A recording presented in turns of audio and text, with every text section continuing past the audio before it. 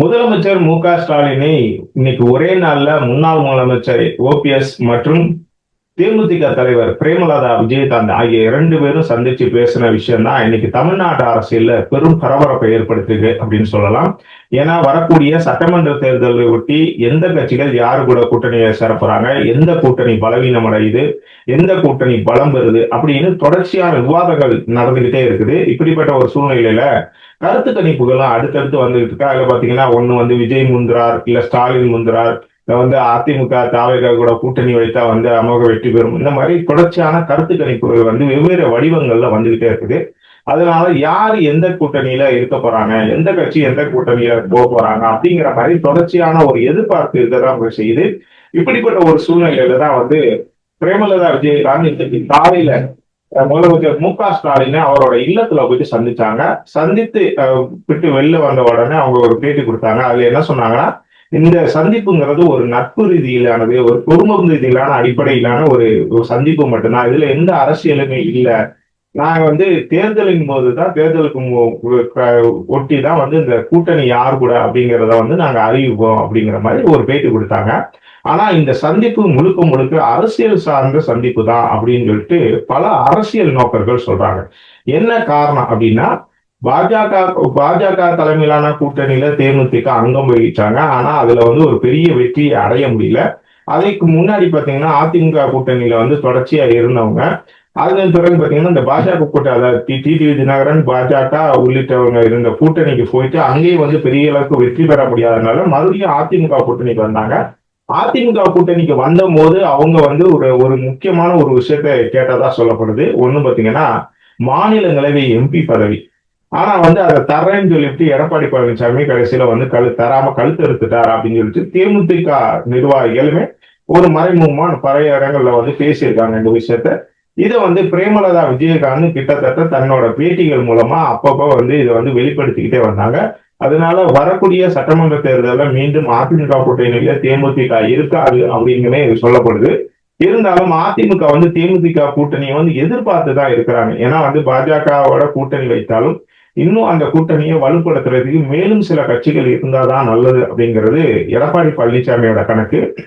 அதன் அடிப்படையில தான் அவர் என்ன பண்ணாருன்னா, தமிழக வெற்றி கழகம், சீமான் உள்ளிட்டவங்க எல்லாம் நம்ம கூட்டணிக்கு வரணும், திமுகவை வீழ்த்துறதுக்கு ஒரே இதுல அணிதிரளணும் அப்படிங்கிற மாதிரி சொன்னாங்க. அவங்க அதை நிராகரிச்ச உடனே என்ன பண்ணாரு, விடுதலை சிறுத்தைகள், கம்யூனிஸ்ட் கட்சிகளை இது பண்ணாங்க. அது கம்யூனிஸ்ட் கட்சிகளும் என்ன சொல்லிட்டாங்கன்னா, பாஜக கூட்டணியில நாங்க இணைய மாட்டோம் அப்படின்னாங்க. அதே மாதிரி விடுதலை சிறுத்தைகள் கட்சி தொல் திருமாவளவன் அதே கருத்தை சொன்னாரு. இதனால வேற கட்சிகளை கூட்டணியில இழுக்கிறதுக்கு தொடர்ச்சியா எடப்பாடி பழனிசாமி மும்முரம் காட்டி வருகிறார் அப்படின்னு தான் சொல்றாங்க. இப்படிப்பட்ட ஒரு சூழ்நிலை கூட்டணிக்கு கொண்டு வரலாம் அப்படிங்கறதுல தீவிர பிரயத்தனம் எடப்பாடி பழனிசாமி செஞ்சிருக்காரு. அப்படிப்பட்ட ஒரு சூழ்நிலையில தான் பிரேமலதா விஜயகாந்த் பாத்தீங்கன்னா முதலமைச்சர் மு.க. ஸ்டாலினை சந்திச்சு பேசியிருக்காங்க. ஏன் அப்படின்னா கடந்த இதுல பாத்தீங்கன்னா நாடாளுமன்ற மாநிலங்களவை தேர்தலில் எம்பி சீட் கொடுக்கல அப்படிங்கிறத விட வரக்கூடிய சட்டமன்ற தேர்தலில் நம்மளுக்கு பெரிய ஒரு இது கிடைக்காது. அதிமுக கூட்டணியில இருந்தோம்னா பெரிய அளவுக்கு ஒரு இம்பாக்ட் இருக்காது அப்படிங்கிறத தேமுதிக நிர்வாகிகள் உணர்ந்ததா சொல்லப்படுது. அதன் அடிப்படையில தான் தமிழக வெற்றி கழகத்தோட கூட்டணி சேரலாம், அது கூட்டணி சேர்ந்தா ஓரளவுக்கு கணிசமான வெற்றியை ஈட்டலாம் அப்படிங்கிற மாதிரி தேமுதிக நிர்வாகிகள் பல பேர் பாத்தீங்கன்னா பிரேமலதா விஜயகாந்த் சொல்லியிருக்காங்க. ஆனா அந்த அடுத்தடுத்து வந்த கருத்து கணிப்புகள் பாத்தீங்கன்னா தமிழக வெற்றி கழகம் தனிச்சு நின்னா அது எவ்வளவு பெரிய கூட்டணியா இருந்தாலும், அது 3வது அணியா இருந்தாலுமே அது திமுகவை வீழ்த்துவதற்கு ஒரு சரியான ஒரு பலமான அணியா இருக்காது. மீண்டும் பாத்தீங்கன்னா திமுக தான் வெற்றி பெறும் அப்படிங்கிற மாதிரி இந்த கருத்து கணிப்புகள் வந்துச்சு. ஒரு சிலவங்க மட்டும் என்ன சொன்னாங்கன்னா, ஒரு தொங்கு சட்டமன்றம் வரலாம் அப்படிங்கிற மாதிரி தான் சொல்லியிருந்தாங்க. இதான் நம்மளும் சொன்னாங்க ஏற்கனவே ஒரு வீடியோல. இப்படிப்பட்ட ஒரு சூழ்நிலையில திமுக தான் அடுத்த ஆட்சி வரும். அப்ப அந்த ஆட்சி அந்த திமுக கூட்டணியில பலமா இருக்குது. அந்த கூட்டணியில நம்ம சேர்ந்தோம்னா நம்மளுக்கும் ஒரு பயன் கிடைக்கும் அப்படிங்கிற அடிப்படையில பிரேமலதா யோசிக்கிட்டு இருக்கதா சொல்லப்பட்டது. அதற்கு ஒரு முன்னோட்டமா தான் முதலமைச்சர் மு.க. ஸ்டாலினை சந்திச்சு இன்னைக்கு இந்த நலம் விசாரித்ததோட படலாம் அப்படிங்கிறது சொல்லப்படுது. உண்மையிலேயே பாத்தீங்கன்னா விஜயகாந்த் இருந்தபோதும் சரி, விஜயகாந்த் மறந்ததுக்கும் சரி, தேமுதிகவுக்கு ஒரு கணிசமான வாக்கு வங்கி இருக்குது அப்படிங்கறத மறுக்கிறதுக்கு இல்ல. ஏன்னா விஜயகாந்த் அரசியலுக்கு வந்த போது 8% இருந்துச்சு. அதுக்கப்புறம் அதிமுக கூட கூட்டணி சேர்ந்த போது 11% வரைக்கும் அந்த வாக்கு வங்கி உயர்ந்தது. அதன் பிறகு அவர் மக்கள் நல கூட்டணி அந்த மாதிரி போனதுக்கு அப்புறம் பாத்தீங்கன்னா வாக்கு சதவீதம் சரிஞ்சாலுமே அந்த இதுலயும் பாத்தீங்கன்னா தேமுதிகவுக்கு ஒரு கணிசமான வாக்கு வங்கி இருந்துக்கதான் செஞ்சுச்சு. அதை மறுக்கிறதுக்கு இதே இல்லை. ஆனா விஜயகாந்தோட மரணத்துக்கு பிறகு அவர் தொடர்பான காணொளிகள் யூடியூப்லயும் மற்ற பொதுவெளிகளையும் இந்த டிவி சேனல்கள் இந்த மாதிரி விஷயங்கள்ல விஜயகாந்தோட நற்குணங்கள் பத்தி தொடர்ச்சியா பார்க்கக்கூடிய காணொளிகள் அடிப்படையில அவர் மீதான மதிப்பு அதிகரிச்சதா சொல்லப்படுது. அதனால தேமுதிகவுக்கு முன்ன விட, அதாவது விஜயகாந்த் எப்போ கட்சி ஆரம்பிச்சாரோ அப்ப இருந்த அளவுக்கான வாக்கு சதவீதம் மீண்டும் தேமுதிகவுக்கு உயர்வதற்கான வாய்ப்பு இருக்குன்னு சொல்லப்படுது. ஏன்னா விஜயகாந்தோட மகன் விஜய பிரபாகரன் நேரடியா அரசியல் இறங்கியிருக்காரு. விஜயகாந்தின் முகமாக பார்க்கக்கூடிய அவர் கண்டிப்பா அந்த 8% தாண்டியான வாக்குகளை அறுவடை செய்வதற்கான வாய்ப்பு இருக்கதா சொல்லப்படுது. இதை உணர்ந்துகிட்ட திமுக பாத்தீங்கன்னா தேமுதிகவை தங்களோட கூட்டணிக்கு கொண்டு வரதுல ரொம்ப தீவிர பிரயத்தனம் பண்ணிட்டு இருக்காங்க அப்படின்னு வச்சுக்க. ஏற்கனவே அதிமுக இது பண்ணாலும் ஏற்கனவே அதிமுக இந்த மாநிலங்களவை எம்பி பதவி கொடுக்குறேன் அப்படின்னு சொல்லிட்டு கொடுக்காம கழுத்து இருக்கிறதுனால இப்ப திமுக பக்கம் சாயலாம் அப்படின்னு தேமுதிக முடிவு பண்ணிருக்கதா சொல்லப்படுது. ஏன்னா தமிழக வெற்றி கழகம் பக்கம் போனோம்னா ஒரு கணிசம், அதாவது 40-50 தொகுதிகள் கொடுத்தாலுமே எதுலையுமே வெற்றி பெறுவதற்கான சூழல் இல்லைங்கிற போது 4-5 தொகுதிகளுக்கு திமுக கூட்டணியில கொடுத்தாலும் அதுல வெற்றி பெற்றோம்னா நம்ம ஆட்சி அதிகாரத்துல இருக்கலாம். ஆட்சி அதிகாரம் ஆளக்கூடிய கூட்டணியில நம்மளும் இருக்கலாம். அப்ப அதுல நம்ம கட்சியை வளர்க்கறதுக்கான ஒரு பயன் இருக்குது. ஏன்னா ஏற்கனவே திமுக கூட கூட்டணி சேர்ந்துதான் விடுதலை சிறுத்தைகள் பாத்தீங்கன்னா அவங்க மாநிலங்கள் கட்சி அப்படிங்கிற ஒரு அங்கீகாரம் பெற்றாங்க. வெறும் 6 தொகுதிகளை பெற்று 4 தொகுதிகளில் வெற்றி பெற்றாலும் அதன் பிறகு பாத்தீங்கன்னா எம்பி எலெக்ஷன்ல 2 தொகுதிகள் வெற்றி பெற்று என்ன பண்ணாங்கன்னா அவங்க ஒரு மாநில கட்சியை அங்கீகாரம் பெற்றிருக்காங்க. அதே மாதிரி 8% மேல வாக்கு வச்சிருக்க சீமானு பாத்தீங்கன்னா மாநில கட்சி அப்படிங்கிற ஒரு அங்கீகாரத்தை பெற்றிருக்கிறார். இது ஆனா தேமுதிக அதுக்கு முன்னாடி சீமானுக்கு முன்னாடி பாத்தீங்கன்னா கட்சி ஆரம்பிச்ச விஜயகாந்த் பாத்தீங்கன்னா இது வரைக்கும் அந்த மாநில கட்சி அப்படிங்கிற ஒரு அங்கீகாரத்தை பெற முடியல. அதனால அவங்களோட முரசு சின்னமே கிடைக்க முடியாத ஒரு சுச்சுவேஷன்ல இருக்குது. அதனால திமுக இதையெல்லாம் சொல்லி தேமுதிகவை பிரெயின் வாஷ் பண்ணிட்டு இருக்கதா சொல்லப்படுது. அதனால வரக்கூடிய சட்டமன்ற தேர்தலில் பாத்தீங்கன்னா திமுக கூட்டணிக்கு தேமுதிக வருவதற்கான வாய்ப்புகள் அதிகம்னு சொல்லப்படுது. இருந்தாலும் தேர்தலை ஒட்டி 2 அதிமுகவும் சரி திமுகவும் சரி கொடுக்கக்கூடிய இடங்கள் மற்ற பேரங்கள் இதன் அடிப்படையில தான் தேமுதிக முடிவு எடுப்பாங்கன்னு சொல்லப்படுது. இருந்தாலும் ஒரு துண்டு போட்டு வைப்போம் திமுக கூட்டணியில இடம் பிடிக்கிறதுக்கு, ஒரு பஸ்ல துண்டு போட்டு வைக்கிற மாதிரி இங்க திமுக கூட்டணியில ஒரு துண்டு போட்டு வைப்போம் அப்படிங்கிற ஒரு அடிப்படையில தான் பிரேமலதா விஜயகாந்த் இன்னைக்கு முதலமைச்சர் மு.க. ஸ்டாலின் நலம் விசாரிக்கிற மாதிரி ஒரு அரசியல் அதாவது கம்ம இது பண்ணியிருக்காங்க அப்படிங்கிற மாதிரி சொல்லப்படுது. பார்க்கலாம் இது எந்த இடத்துல தேர்தலில் எதிரொலிக்கும், தேர்தலின் போது எதிரொலிக்கும் அப்படிங்கிறத பொறுத்திருந்து பார்க்கலாம். இன்னொரு பக்கம் பாத்தீங்கன்னா முன்னாள் முதலமைச்சர் ஓ பன்னீர்செல்வம் பாத்தீங்கன்னா இன்னைக்கு காலையில முதலமைச்சர் மு.க. ஸ்டாலின் நடைபயிற்சியில் ஈடுபட்டு போது அதே பூங்காவுல இவர் சந்திச்சிருக்காரு. இது பாத்தீங்கன்னா கிட்டத்தட்ட ஒரு 11 மணி மேலதான் வெளியில எல்லாருக்குமே தெரிய வந்தது. அதாவது இது ஓபிஎஸ் தன்னோட ஆதரவாளர்களோட சென்னையில இருக்கக்கூடிய ஒரு நட்சத்திர விடுதியில நம்ம பாஜக கூட்டணியில இருக்கலாமா வேணாமா அப்படின்னு தொடர்பா ஆலோசனை பண்ணாரு. இந்த ஆலோசனை நடந்துகிட்டு இருக்கும்போது எல்லா ஊடகங்களும் பாத்தீங்கன்னா ஓபிஎஸோட ஆலோசனை சம்பந்தமான பிரேக்கிங் செய்தியை போட்டுக்கிட்டே இருக்கும்போது திடீர்னு ஓபிஎஸ் ஸ்டாலினை சந்தித்தது தொடர்பான புகைப்படங்கள் வெளியாகிச்சு. இது பாத்தீங்கன்னா பெரிய அதிர்ச்சியை ஏற்படுத்திச்சு அதிமுக மற்றும் ஓபிஎஸ் தொண்டர்களுக்கு ஓபிஎஸ் ஆதரவாளர்களுக்கு பெரிய அதிர்ச்சியை ஏற்படுத்திச்சு. என்ன திடீர்னு எதிர்முகாமை சேர்ந்த ஒருத்தர் அதே இதுல, அதாவது அதே பூங்காவில எத்தனையோ முறை 2 பேரும் நடைபயிற்சி செய்திருக்கலாம். ஆனா இதுக்கு முன்னாடி அவங்க சந்திச்சதாவோ இல்ல பேசிக்கிட்டதாவோ எந்த ஒரு புகைப்படங்களோ எந்த ஒரு தகவலோ வெளியாகாத நிலையில இன்னைக்கு ஓபிஎஸ் இந்த மாதிரி ஒரு ஆலோசனை பண்ற போது ஸ்டாலினையும் ஓபிஎஸும் சந்திச்ச பண்ண மாதிரி ஒரு புகைப்படம் வெளியாகுது அப்படின்னா இதுல ஏதோ அரசியல் இருக்குது. ஓபிஎஸ் பாஜக கூட்டணியில வெளியேறி திமுக கூட்டணியில இணைய போறாரோ அப்படிங்கிற மாதிரி ஒரு பேச்சு அடிபட்டுக்கிட்டே இருந்த நேரத்துல ஓபிஎஸ் இங்க பாத்தீங்கன்னா ஆலோசனையை முடிச்சுட்டு வெளியில செய்தியாளர்களை சந்தித்தாங்க. அப்ப பேசின பண்ருட்டி ராமச்சந்திரன் என்ன ஒரு விஷயத்த சொன்னார்னா, பாஜக கூட்டணியில தொண்டர்கள் உரிமை குழு அதாவது ஓபிஎஸ் அணி பாஜக கூட்டணியில விலகுது, நாங்க இனிமே வந்து பாஜக கூட்டணியில தொடரப்போவதில்லை அப்படிங்கிற மாதிரி ஒரு விஷயத்த சொன்னாரு. அதன் பிறகு பாத்தீங்கன்னா தமிழக வெற்றி கழகத்தோட நீங்க கூட்டணி சேர போறதா சொல்லப்படுது. அது எந்த அளவுக்கு உண்மை அப்படிங்கிற போது, இல்ல இப்போதைக்கு நாங்க வந்து எதையுமே முடிவு பண்ணல. நாங்க தேர்தலின் போதுதான் அதை வந்து முடிவு பண்ணுவோம். இப்போதைக்கு நாங்க எதையுமே முடிவு பண்ணல அப்படிங்கிற மாதிரி. ஏன்னா ஏற்கனவே வந்து இதே பண்ருட்டி ராமச்சந்திரன் தான் ஒரு விஷயத்த சொன்னாரு. அதாவது வந்து அமித்ஷாவும் இது மோடியும் சரி, அமித்ஷாவும் சரி, இங்க தமிழ்நாடு வந்தபோது ஓபிஎஸ் சந்திக்காமலே போன போது அவங்க இங்க டைம் கேட்டும் அந்த டைம் வந்து மோடியும் சரி அமித்ஷாவுக்கும் சரி கொடுக்காதனால அந்த அதிர்ச்சியில் இருந்த ஓபிஎஸ் அணியை சேர்ந்த பண்ருட்டி ராமச்சந்திரன் என்ன சொன்னாருன்னா, இந்த இவ்வளவுக்கு நம்ம அவமானப்பட்டு இருக்கணும்னு அவசியம் இல்லை, அதனால தமிழக வெற்றி கழக கூட்டணியில இணையலாம் அப்படிங்கிற மாதிரி ஒரு கருத்தை வெளிப்படையா சொன்னாரு.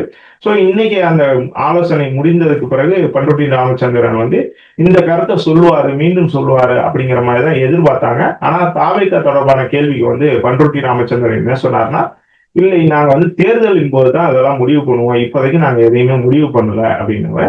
அப்ப இந்த முதலமைச்சர் வந்து ஓபிஎஸ் சந்திச்சது தொடர்பான கேள்வி கேட்ட போது, இல்ல அது வந்து ஒரு நட்பு ரீதியிலான உடல்நலம் விசாரிச்சதா, வேற ஒண்ணும் இல்ல, ஒரு மரியாதை நிமித்தமா உடல்நலம் சார்ந்து விசாரிச்சது அப்படின்னு சொல்லிட்டு ஓபிஎஸ் பதில் அளிச்சாரு.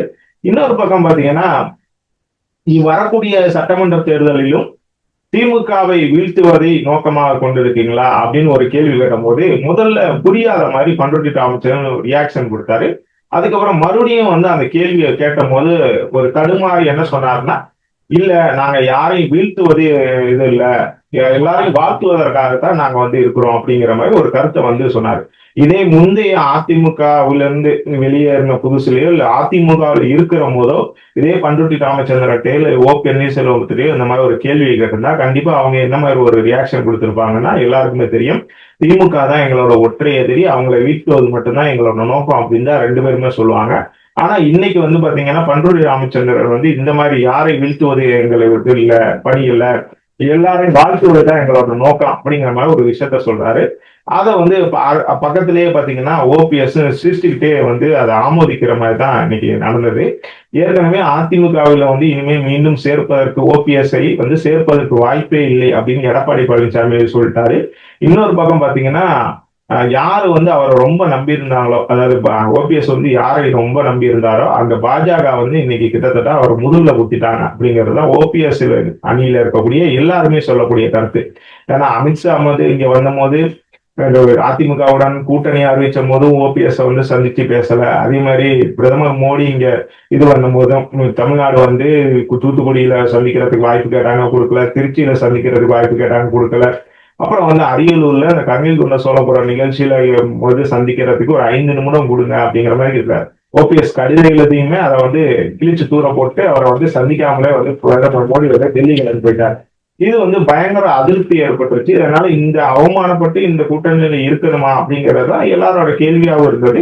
அதன் தொடர்ச்சியா தான் இன்னைக்கு வந்து இந்த கூட்டணியில இருந்து விலகுறோம் அப்படின்னு பண்ருட்டி ராமச்சந்திரன் சொன்னாலுமே, திமுக கூட்டணி தொடர்பான கேள்விக்கு வந்து பண்ருட்டி ராமச்சந்திரன் இந்த மாதிரி ஒரு விளக்கம் கொடுத்தது பாத்தீங்கன்னா உண்மையிலேயே அதிமுக தொண்டர்களுக்கு பெரிய அதிர்ச்சியை கொடுத்திருக்குது.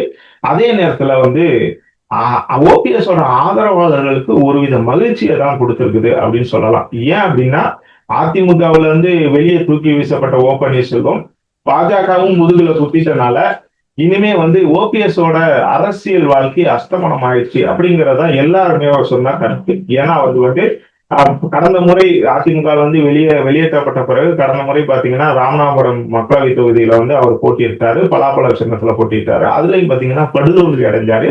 சோ வந்து அவரை நம்பி இருக்கக்கூடிய தொண்டர்களும் சரி, அவரை சார்ந்து இருக்கக்கூடிய முக்கியத்துவ வாக்குகளும் அவருக்கு கிடைக்கல. அதனால இவர் வந்து சரியான நேரத்துல சரியான முடிவை எடுக்க தவறிட்டாரு. அதனால இவரோட அரசியல் வாழ்க்கை அஸ்தமனம் ஆயிடுச்சு, இனிமே அதுக்கான வாய்ப்பு இல்லை, அவர் வந்து மீண்டும் எழுந்து வருவதற்கான வாய்ப்பு இல்லை அப்படிங்கிற மாதிரி எல்லாருமே பேசுனாங்க. இப்படிப்பட்ட ஒரு சூழ்நிலையில தான் திமுக கூட்டணியில இணைவது தொடர்பாக தான் இன்னைக்கு ஆலோசனை பண்ணதா சொல்லப்படுது. ஏன்னா வந்து தமிழக வெற்றி கழகத்தோட நம்ம போனோம்னா, கூட்டணி போனோம்னா கண்டிப்பா அந்த கூட்டணி வெற்றி பெற போறது இல்லை. ஏன்னா வந்து ஒரு குறிப்பிட்ட சதவீத வாக்குகள் வாங்கினாலுமே தமிழக வெற்றி கழகம் வந்து பெரிய அளவுக்கு வெற்றி பெறாது. அப்படி இருக்கும்போது அந்த கூட்டணியில போயிட்டு சேர்ந்தோம்னா ஒரு பிரயோஜனம் இல்லை அப்படின்னு சொல்லிட்டு ஓபிஎஸ் வந்து பேசினாதான் ஓபிஎஸ் அவரோட மகன் ஜெயபிரதீப் உள்ளிட்டவங்க பேசியிருக்காங்க. ஆனா இங்கிட்டு பண்ருட்டி ராமச்சந்திரன் என்ன சொல்லியிருக்காருன்னா, அந்த கூட்டத்தின் போது அதிமுக நம்ம சேர்க்கல அப்படின்னா நம்ம வந்து திமுக கூட்டணிக்கு போக கூடாது. போனோம்னா நம்மளோட தொண்டர்கள் நம்மளை வந்து இது பண்ண மாட்டாங்க, மதிக்க மாட்டாங்க, நம்மளை யாரும் ஏத்துக்கு வர மாட்டாங்க. ஏன்னா நம்மகிட்ட இருக்கிற தொண்டர்கள் அனைவருமே அதிமுக இது திமுகவுக்கு தான் ஒற்றை எதிரி அப்படிங்கிற ஒரு ஒரு நோக்கத்தையே மட்டுமே கொண்டு இருக்கக்கூடிய தொண்டர்கள் தான். அப்படிங்கிற போது அவங்க வந்து அதை ஏற்க மாட்டாங்க நம்ம இந்த முடிவெடுத்தா அப்படிங்கிற மாதிரி பேசியிருக்காரு.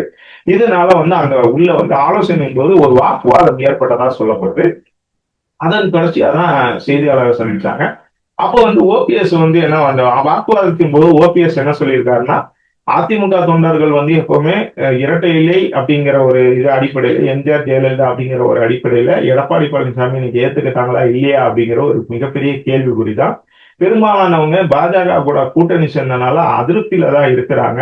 நம்ம வந்து இங்க வந்து தனிச்சு நின்னோம்னாலும் நம்மளுக்கு வந்து எல்லாருமே சொல்லக்கூடிய வகையில நம்மளோட அரசியல் வாழ்க்கை அஸ்தமனம் ஆகிற மாதிரி ஒரு சுச்சுவேஷன். அதைத்தான் வந்து எடப்பாடி பழனிசாமியும் சரி பாஜகவும் சரி அதைத்தான் எதிர்பார்க்கிறாங்க. அப்ப நம்ம மேலும் மேலும் ஒரு தவறான முடிவு எடுத்துட்டு போறது சரியா இருக்காது. ஏன்னா தாவேகா கூட கூட்டணி சேர்றது ஒரு தவறான முடிவு தான். ஏன்னா எல்லா கருத்து கணிப்பும் சரி வந்து இப்ப தாவேகா வந்து கூட்டணி வந்து ஒரு பெருசா வெற்றி பெறாது அப்படிங்கிற மாதிரி தான் சொல்றாங்க. ஏன்னா திமுக கூட்டணி இன்னைக்கு ரொம்ப பலமா இருக்குது, அவங்கதான் வந்து அடிச்சு வீழ்த்திட்டு போவாங்க அப்படிங்கிற மாதிரி சொல்லப்படுது. அப்ப தமிழக வெற்றி கழகம் அதிமுகவோட சேர்ந்தா மட்டும்தான் வந்து வெற்றி பெறுவதற்கான வாய்ப்பு இருக்குது. ஆனா அங்க பாஜக இருக்கிறதுனால தாவேகா சேர மாட்டேன்னு சொல்றாங்க. சோ இப்படிப்பட்ட ஒரு சூழ்நிலையில நம்மளோட அரசியல் இதுக்கு இருப்ப வந்து இது நிலைநிறுத்தணும் அப்படின்னா நம்ம திமுக கூட சேர்றதோ இல்ல திமுக கூட்டணியில இணையறதோ தான் ஒரு சரியான முடிவு இருக்கும் அப்படிங்கிற மாதிரி ஓபிஎஸ் பேசுனதாகவும் அவரோட மகன் பேசினதாக சொல்லப்படுது. இதற்கு ஒரு இது முன்னோட்டமா ஒரு விஷயத்த சொல்லியிருக்காங்க மேற்கோள் காட்டி. தென் மாவட்டங்கள்ல இஸ்லாமிய வாக்குகளின் ஒரு முக்கிய முகமா இருந்த அன்வர் ராஜா எம்ஜிஆர் காலம் கட்டிய வந்து அதிமுகவில் இருந்தவர். அவரே பாத்தீங்கன்னா திமுக கூட்டணியில போயிட்டு சேர்ந்துட்டாரு. ஏன்னா அவர் வந்து வேற எங்க பாஜகவோட சேர முடியாது, அதிமுக கூட சேர முடியாது அப்படிங்கிற ஒரு சுச்சுவேஷன்ல அவர் வந்து திமுக எதிர்முகமா இருந்தாலும் கொள்கை அடிப்படையில ரெண்டுமே அதிமுகவும் திமுகவும் கொள்கை அடிப்படையில் ரெண்டுமே ஒரே கட்சி தான். அதிமுகவை விட திமுகவை விட அதிமுக மாறுபடுறது என்ன ஒரே ஒரு விஷயம்னா கருணாநிதி வந்து ஒரு தீய சக்தி, அவர் வந்து அதுதான் அவரை வீழ்த்தணும், அந்த குடும்ப அரசியல் வீழ்த்தணும் அப்படிங்கறதுதான் ஒரு இந்த கொள்கை மட்டும்தான் அதிமுகவுக்கும் திமுகவுக்கும் மாறுபடுறதுடைய. மற்றபடி பாத்தீங்கன்னா எந்த மாற்றமும் இல்லை, இரண்டு கட்சிகளுக்கும் கொள்கையில உள்ள மாற்றம் இல்லை. இரண்டு கட்சிகளும் அண்ணாவை ஏத்துக்கிறது, பெரியாரை ஏத்துக்கிறது, சமூக நீதி பேசக்கூடிய கட்சிகள் அப்படிங்கறதுனால இதுல எந்த மாற்றமும் இல்லை. அப்படிங்கறதுனாலதான் வந்து அன்வர் ராஜா திமுகவை போயிட்டு நாடுனாரு. அதே மாதிரி நம்ம வந்து திமுக ஒண்ணு நம்ம அரசியல் வாழ்க்கையை வந்து நீடிச்சிருக்கணும், இருப்பை தக்க வைக்கணும்னா ஒண்ணு வந்து நம்ம திமுக கூட சேரணும், இல்ல நம்மளை வந்து ஒரு கட்சியா மாதிரி உருவாக்கி அதாவது தொண்டர்கள் உரிமை மீட்பு இந்த குழுவை வந்து ஒரு கட்சியா ஃபார்ம் பண்ணி திமுக கூட இணைக்கணும், திமுக கூட கூட்டணி வைக்கணும், இல்ல திமுகவிலேயே நம்ம போயிட்டு எல்லாருமே இணைந்திடணும். இதுதான் நம்மளுடைய இருப்பை வந்து இது பண்றதுக்கு. இது மீறி நம்ம தனிச்சு நின்னோம்னா அதிமுக நம்மளை சேர்க்க மாட்டாங்க, பாஜக முதுகுல குத்திட்டாங்க, தாவேக்கால சொன்னோம்னா அதுவும் நாம் எடுக்கக்கூடிய இன்னொரு தவறான ஒரு முடிவா தான் இருக்கும். சோ இது வந்து இதுதான் சரியா இருக்கும் அப்படிங்கிற மாதிரி ஓபிஎஸ் சில பேர் வந்து பேசியிருக்காங்க. சோ இது வந்து ஒரு குழப்பத்தை ஏற்படுத்த சூழ்நிலை. சரி, தேர்தல் வரைக்கும் நம்ம பொறுத்திருந்து பார்க்கலாம். ஒருவேளை வந்து தமிழக வெற்றி கழகம் கூட்டணி இன்னும் பலமாகுது, இன்னும் ஒரு சில கட்சிகள் வந்தாங்க, இந்த காங்கிரஸ் வருதுன்னு சொல்றாங்க, மேலும் சில கட்சிகள் வருவதற்கான வாய்ப்பு இருக்குன்னு சொல்றாங்க. அது எந்த அளவுக்கு உண்மைன்னு தெரியல. ஆனா அந்த மாதிரி கட்சிகள் அந்த எல்லாம் வந்தாங்கன்னா தமிழக வெற்றி கழகம் வந்து இதா இருக்குது, வலுவா இருக்கு அப்படின்னா அந்த நேரத்துல நம்ம வந்து தமிழக வெற்றி கழகத்தை சேரலாமா இல்லையாங்கிறத யோசிக்கலாம். இல்ல நம்ம வந்து திமுக கூட வந்து கூட்டணிக்கு போலாமா அப்படிங்கறது தேர்தல் நேரத்துல முடிவு பண்ணலாம் அப்படிங்கிற மாதிரிதான் இன்னைக்கு நடந்த அந்த ஓட்டல்ல நடந்த ஆலோசனை கட்டத்துல பேசி முடிவு பண்ணியிருக்காங்க. இதன் தொடர்ச்சி தான் பண்ருட்டி ராமச்சந்திரன் வந்து தாவேகா தொடர்பான கேள்விக்கு வந்து அவர் சொன்ன விஷயம் வந்து தேர்தல் நேரத்துல முடிவெடுப்போம் அப்படிங்கிற மாதிரி. அதே மாதிரிதான் திமுக தொடர்பான கேள்விக்கும் அவர் சொன்ன ஒரு விஷயம் என்னன்னா யாரையும் வீழ்த்துவது நோக்கம் இல்லை, எல்லாரையும் வாழ்த்தணும் அப்படிங்கிறது. சோ தேர்தலின் போது நம்ம திமுக கூட கூட்டணி சேர்வதற்கான வாய்ப்பு இருக்குது, தாவேகா கூட சேர முடியலன்னா திமுக கூட தான் கூட்டணி சேர்வதற்கான வாய்ப்பு இருக்குது. சோ இந்த நேரத்துல நம்ம தேவையில்லாம ஒரு வார்த்தையை விட்டு நம்ம வந்து அந்த கூட்டணியை கெடுத்துக்க கூடாது அப்படிங்கிற ஒரு முடிவுல வந்து ஓபிஎஸ் அணி இருக்கிறனாலதான் இந்த மாதிரி ஒரு பிரஸ் மீட்டை கொடுத்திருக்காங்க.